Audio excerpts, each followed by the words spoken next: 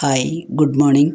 അങ്ങെൻ്റെ മാതാവു പിതാവുമങ്ങ്, അങ്ങൻ സഖാബന്ധുവുമങ്ങു തന്നെ. അങ്ങെൻ്റെ വിദ്യാധനമങ്ങു മാത്രം, അങ്ങാണെനിക്കൊക്കെയുമെൻ്റെ ദേവ. ശ്രീമദ് ഭഗവത്ഗീത 6-ാം അധ്യായം ധ്യാനയോഗം 37-ാമത്തെ ശ്ലോകമാണ് ചൊല്ലുന്നത്. അർജുനനാണ് പറയുന്നത്. അയതി ശ്രദ്ധയോപേതോ യോഗാശ്ചലിതമാനസ, അപ്രാപ്യ യോഗ സംസിദ്ധിം കാം ഗതിം കൃഷ്ണ ഗച്ഛതി. മലയാളം. ശ്രദ്ധാലുവെങ്കിലും ചിത്തം ഭ്രംശിക്കാനിടയാകിലോ, യോഗസംസിദ്ധി തന്മുൻപേ മാർഗമെന്തുണ്ടു മാധവ. അർജുനോവാച.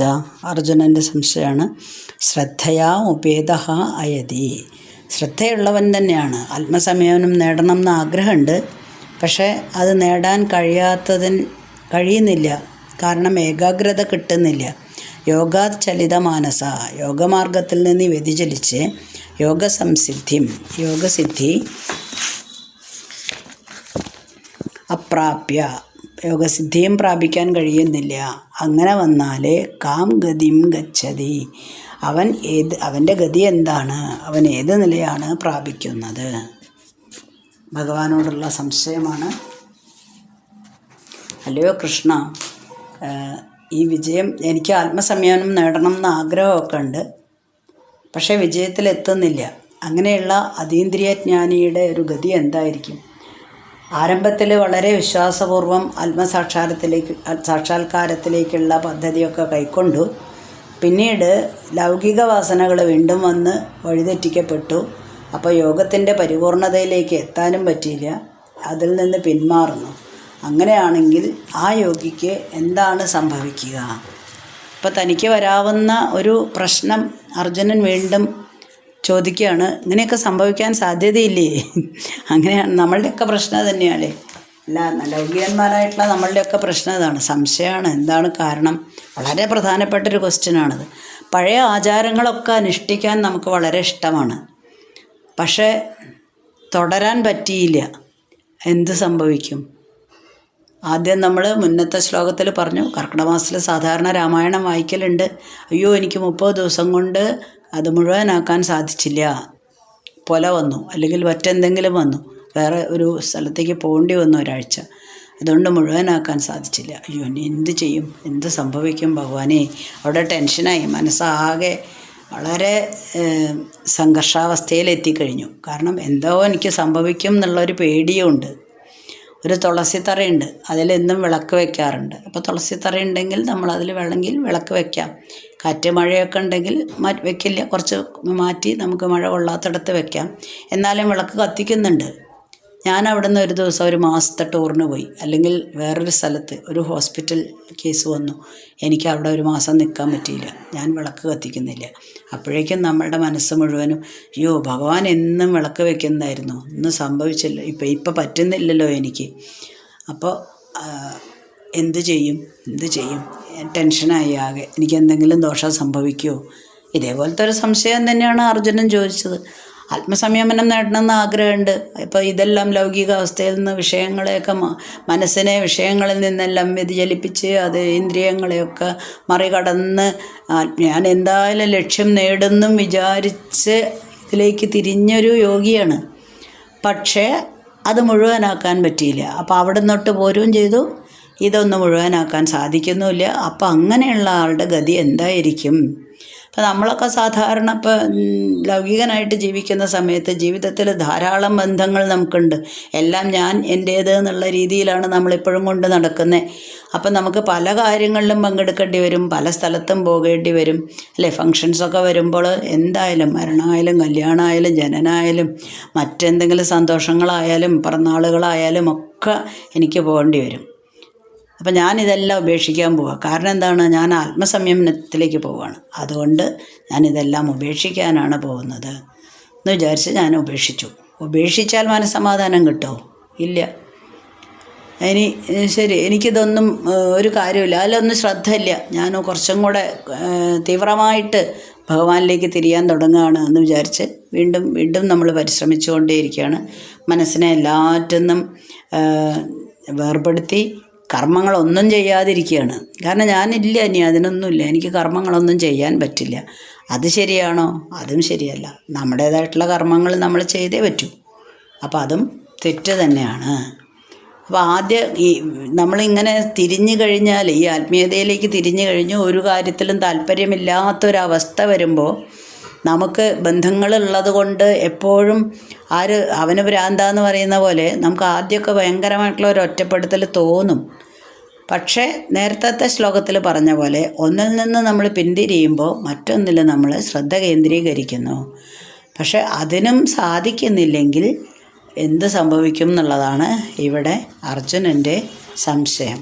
അപ്പം അങ്ങനെ ഇടയ്ക്കുന്ന് നിർത്തിവെച്ചാൽ അത് യോഗഭ്രഷ്ടാണ്. യോഗഭ്രഷ്ടന് വിഷയസുഖവും കിട്ടുന്നില്ല, ബ്രഹ്മാനന്ദവും കിട്ടുന്നില്ല എന്ന ഒരു അവസ്ഥ വരില്ലേ എന്നുള്ള സംശയമാണ്. അർജുനൻ ഒന്നും കൂടെ വ്യക്തമാക്കുകയാണ് അടുത്ത ശ്ലോകത്തിലെ 38ാമത്തെ ശ്ലോകത്തിൽ. കച്ചിന്നോ ഭയവിഭ്രഷ്ട ചിന്നാഭ്ര ഇവ നശ്യതി അപ്രതിഷ്ഠോ മഹാബാഹോ വിമൂഢോ ബ്രഹ്മണപഥി. യോഗത്തിൽ ഭ്രഷ്ടനായി കർമ്മമാർഗവും വിട്ടുമൂഢനായി രണ്ടും വെടിഞ്ഞു മേഘത്തിൻ തുണ്ടെന്നോണം നശിക്കുമോ. മഹാബാഹോ ഇവിടെ ഭഗവാനെയാണ് വിളിക്കുന്നത്, അർജുനനാണ് പറയുന്നത്. തൻ്റെ സംശയം ഒന്നുകൂടെ വ്യക്തമാക്കുകയാണ്. വിമൂഢ ബ്രഹ്മണപഥി, വിമൂഢനായ അവൻ ബ്രഹ്മമാർഗങ്ങളിൽ, അപ്രതിഷ്ഠ ഉഭയവിഭ്രഷ്ട, നിലയുറയ്ക്കാതെ രണ്ടിലും ഉഭയവിഭ്രഷ്ടനാണ്. രണ്ടിലും നിന്നും തെറ്റി, അതും കിട്ടുന്നില്ല ഇതും കിട്ടുന്നില്ല. ഛിന്നാഭ്രം ഇവ, ചിന്നിച്ചെറിയ പോലെ, നശ്യതി കച്ചിത്, നശിച്ചു പോവില്ലേ. അപ്പോൾ മേഘപാളികൾ ചിന്നിച്ചെതറുന്ന പോലെ നശിച്ചു പോവില്ലേ എന്നാണ് സംശയം. ഒന്നിൽ നിന്ന് ഒന്നിനു വേണ്ടി മറ്റേതെല്ലാം കളയുന്നു, ഇതിലേക്ക് എത്തുന്നില്ല. ആ കളഞ്ഞതും നമുക്ക് നഷ്ടമാവില്ലേ. ചിലപ്പോൾ ആത്മസാക്ഷാത്കാരത്തിന് വേണ്ടിയിട്ട് ആത്മസംയമനത്തിൻ്റേതായിട്ടുള്ള മാർഗങ്ങളൊക്കെ ആത്മാർത്ഥമായിട്ട് പാലിക്കുന്ന ഒരു സാധകന് ലക്ഷ്യപ്രാപ്തിക്ക് മുന്നേ മരണം സംഭവിച്ചേക്കാം. അല്ലെങ്കിൽ ഈ ആത്മസംയമനത്തിന് ഇളക്കം തട്ടി ആ യോഗമാർഗത്തിൽ നിന്ന് വ്യതിചലിക്കുകയും ചെയ്യാം.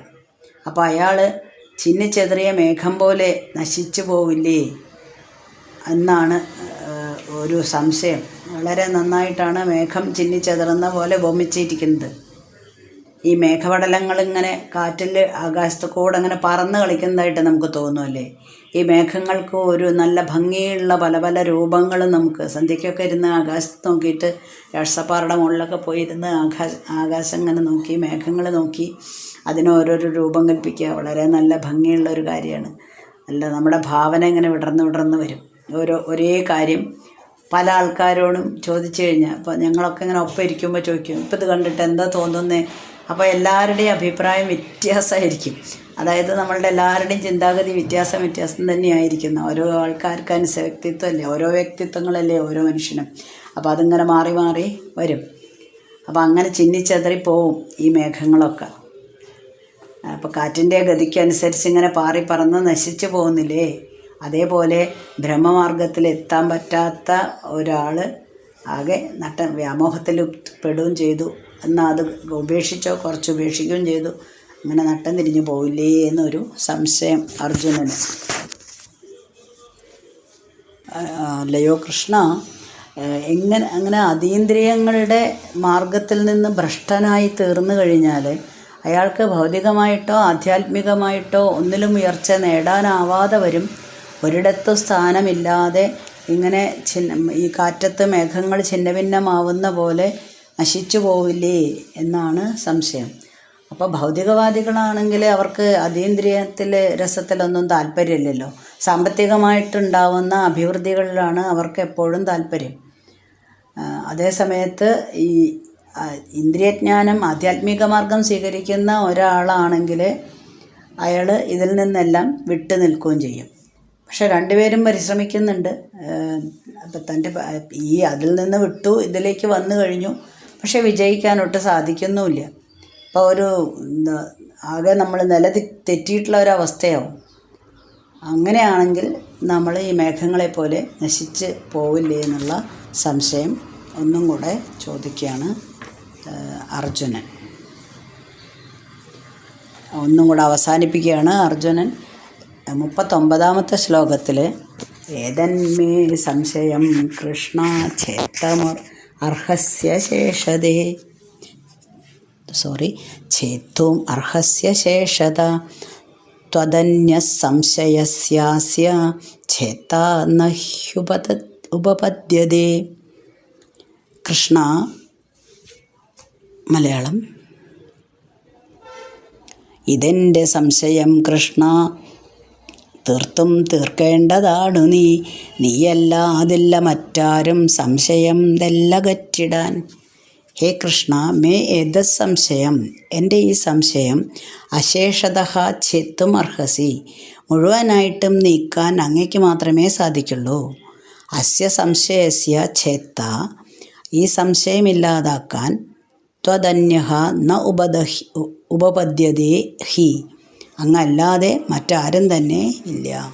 അപ്പോൾ എൻ്റെ സംശയങ്ങളൊക്കെ കേട്ടല്ലോ ഭഗവാനെ. ഈ സംശയങ്ങൾ തീർക്കാൻ ഞാൻ വാദിക്കുകയൊന്നുമല്ല. ഇതൊക്കെ എൻ്റെ സാധാരണ ഉള്ള സംശയങ്ങളാണ്. ഈ സംശയങ്ങൾ തീർക്കാൻ ഭഗവാൻ അല്ലാതെ മറ്റൊരാളെ ഞാൻ കാണുന്നില്ല. അതുകൊണ്ട് അങ്ങ് തന്നെ ഇത് മുഴുവനും എനിക്ക് തീർത്തു തരണേ എന്ന് അർജുനൻ അഭ്യർത്ഥിക്കുകയാണ് ഭഗവാനോട്. അപ്പോൾ ആദ്യത്തെ സംശയങ്ങളൊക്കെ തീർന്നു എന്നുള്ളത് ഭഗവാൻ മനസ്സിലായി. ചഞ്ചലമായ മനസ്സാണെങ്കിൽ നിശ്ചലമാക്കാൻ പറ്റില്ലെങ്കിൽ ആത്മസാക്ഷാത്കാരം പറ്റില്ല, അതായിരുന്നല്ലോ ആദ്യം ചോദിച്ചത്. അപ്പോൾ ആ സംശയങ്ങളൊക്കെ, ഓരോ ചോദ്യത്തിന് ഉത്തരം കിട്ടിക്കഴിഞ്ഞാൽ നമുക്ക് പഠിക്കാൻ എളുപ്പമുണ്ട് എന്ന് പറയുന്ന പോലെ അതിനാണല്ലോ ടീച്ചേഴ്സ്. നമുക്കറിയാത്ത ചോദ്യങ്ങൾ ചോദിക്കുമ്പോൾ അതിൻ്റെ ഉത്തരം കണ്ടുപിടിച്ച് തരലാണ് ടീച്ചേഴ്സിൻ്റെ ജോലി. അവരത് തന്നു കഴിഞ്ഞാൽ അത് നമ്മൾ ബൈഹാർട്ട് പഠിക്കുന്നു, മനസ്സിലാക്കുന്നു, എന്നിട്ട് പരീക്ഷ വരുമ്പോൾ അതിൽ എഴുതിയും വയ്ക്കുന്നു. അപ്പോഴാണ് മുഴുവനാവുന്നുള്ളൂ അല്ലേ നമ്മൾക്ക്. അതേപോലെ തന്നെ ഇവിടെ അത് തീർത്തു തരാൻ വേറെ ആരും ഞാൻ കാണുന്നില്ല കേട്ടോ, ഭഗവാനെ മാത്രമേ കാണുന്നുള്ളൂ. അപ്പോൾ ഇനി പുതിയ സംശയങ്ങൾ വീണ്ടും വീണ്ടും ഉടലെടുക്കുമല്ലോ. അപ്പോൾ ഒരു സംശയം തീർന്നു കഴിഞ്ഞാൽ അടുത്ത സംശയം നമ്മൾ ചോദിച്ചുകൊണ്ടേയിരിക്കും. അപ്പോൾ പുതിയ സംശയം എന്തായാലും വരും. അപ്പോൾ അർജുനൻ്റെ ഈ ചോദ്യങ്ങൾക്ക് ഉത്തരം കൊടുക്കണമല്ലോ. ഇതിൽ നിന്ന് നേരത്തെ ഞാൻ ചോദിച്ച ചോദ്യങ്ങൾക്കൊക്കെ ഭഗവാന് മാത്രമേ എനിക്ക് സംശയങ്ങൾ ദൂരീകരിച്ച് തരാൻ പറ്റുള്ളൂ. അതുകൊണ്ട് ദയവ് ചെയ്ത് ഇതിനൊരു ഉത്തരം പറഞ്ഞു തരൂ, അല്ലയോ കൃഷ്ണ. 39ാമത്തെ ശ്ലോകമാണ് നമ്മൾ ചൊല്ലിയത്. ഇനി ഈ അർജുനൻ്റെ ഈ സംശയങ്ങൾക്കുള്ള ഒരു മറുപടി കൊടുക്കുകയാണ് ഭഗവാൻ. 40ാമത്തെ ശ്ലോകത്തിലെ ഭഗവാനാണ് പറയുന്നത്. അത് നമുക്ക് അടുത്ത ദിവസം വായിക്കാം. ഇപ്പം നമ്മൾ 39 വരെയാണ് വായിച്ചിരിക്കുന്നത്. ഓക്കെ. അസ്മിൻ പരാത്മന്നനുപാത്മകൽപ്പേതുമിത്തമുത്ഥാപിത പത്മയോനി അനന്തഭൂമാമരോഗരാശിം നിരുന്ധിവാദാലയ വാസവിഷ്ണു